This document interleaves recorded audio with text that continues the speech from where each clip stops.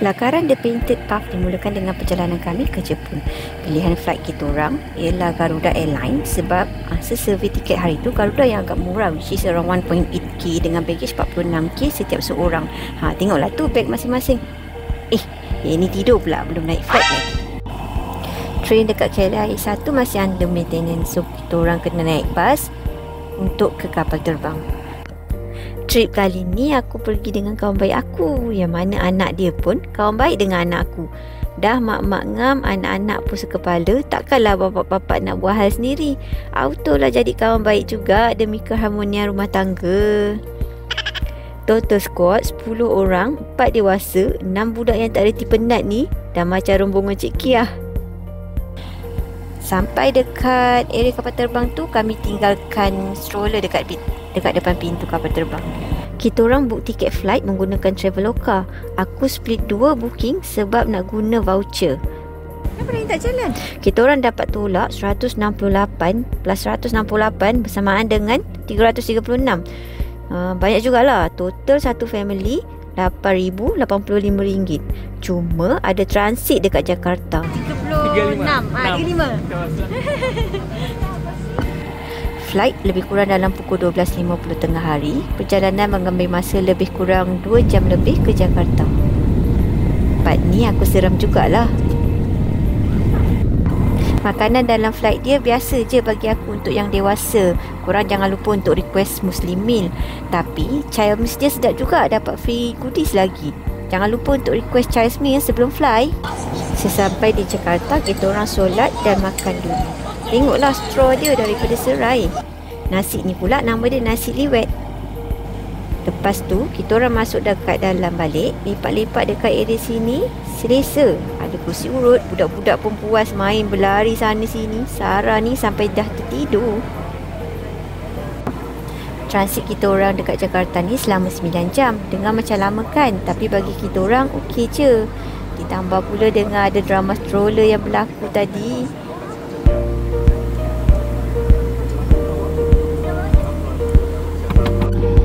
Lepas lepak minum kopi, perjalanan kita orang diteruskan.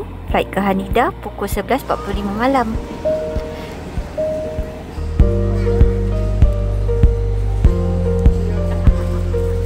Oh, tu adalah.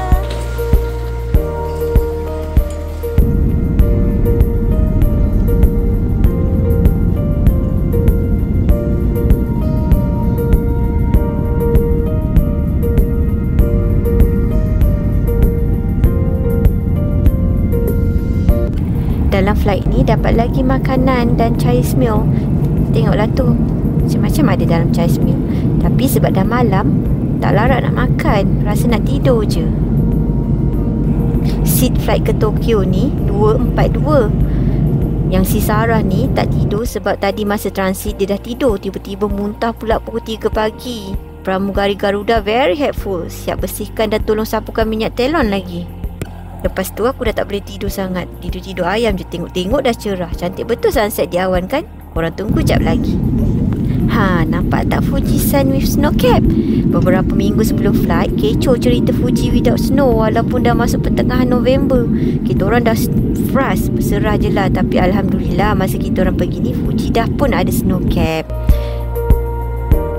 Dalam pukul 8.50 pagi, kita orang mendarat di Haneda Airport. Alhamdulillah selamat mendarat with smooth landing.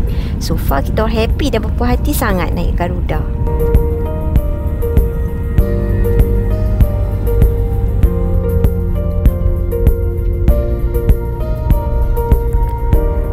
Tengoklah si Sarah tu, orang dah sampai dia pula sedap tidur.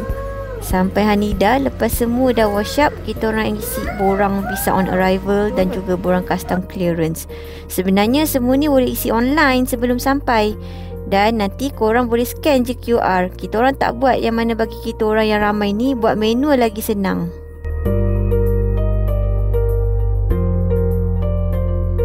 Untuk hari pertama ni, kita orang akan terus ke area Fuji. Kita orang sewa van dengan orang Malaysia yang buat rental car dekat sana. Van kita orang dapat ialah High Ace. So muatlah untuk kami 10 orang dan juga segala mala luggage. Perjalanan mengambil masa lebih kurang 2 jam. Destinasi pertama kita orang ialah Gotemba Premium Outlet. Ni kita orang berhenti dekat R&R. Tengoklah tandas tu, very convenient. Sangat mother and kids friendly. Cuma tulisan tu pandai-pandai lah nak pilih nak tekan mana.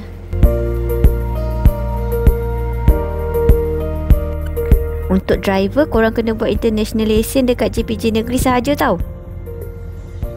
Sebelum sampai Gotemba, kita orang nak cari kedai makanan halal di sekitar situ. Kita orang jumpa Gotemba India Restaurant. Kita orang cari parking proper dekat situ. Lepas tu jalan kaki ke sana.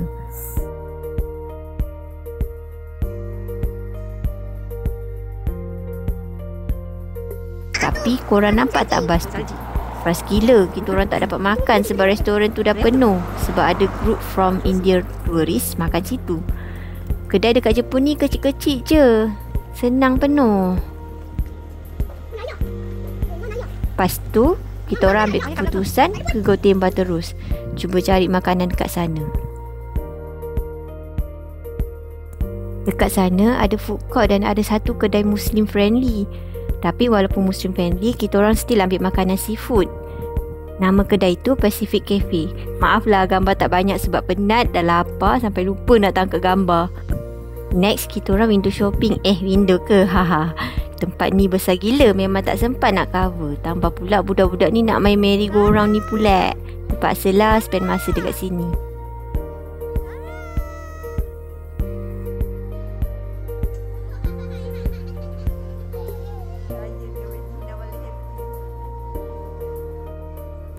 Tengoklah anjing dia, bulu tebal. Anjing dia dekat sini besar-besar. Dah penat jalan-jalan, kita orang pun bergerak ke Airbnb kita orang yang pertama. Nak ke Airbnb tu jalan agak kecil. Bukan agak lah, memang kecil pun. Member yang driver dah seram dah. Hari tu dah mesej owner. Owner kata kalau Hiace masih boleh muat nak parking dekat dalam villa tu. Nanti esok aku tunjuk macam mana parking dia. Ni lah villa kita orang, menarik sangat. Macam gaya-gaya rumah Nobita tak? Ayah, mana torchlight Ryan? Ayah, mana torchlight Ryan? Ayah, mana torchlight Ryan?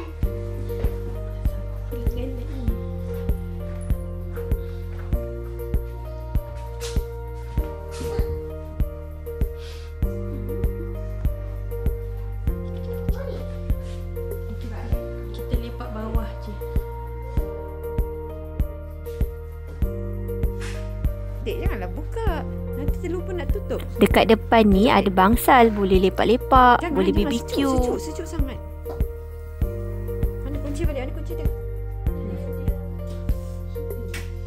Itulah sejuk gila. Dekat bilik ni pula boleh layan movie. Ada tatami bed pun banyak. Kita tidur kat tempat wayang je lah. Tak sebetul tidur. Terbakar. Okay, jom kita tengok tandas dia. Ini bilik mandi dia. Ada bathtub.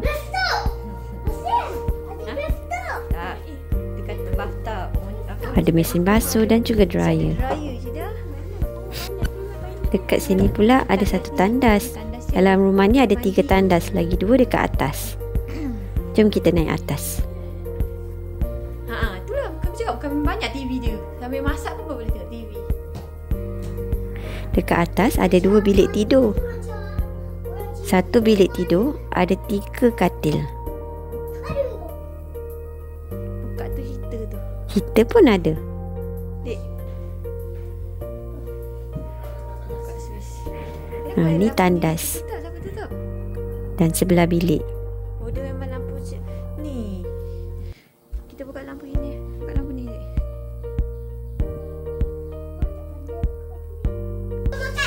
Chef Maggie. Okeylah, penutup video part 1 ni kita akhiri dengan Maggie S makan malam. Inilah ketua Chef Maggie tu. Rajinlah yang budak-budak ni masak Maggie.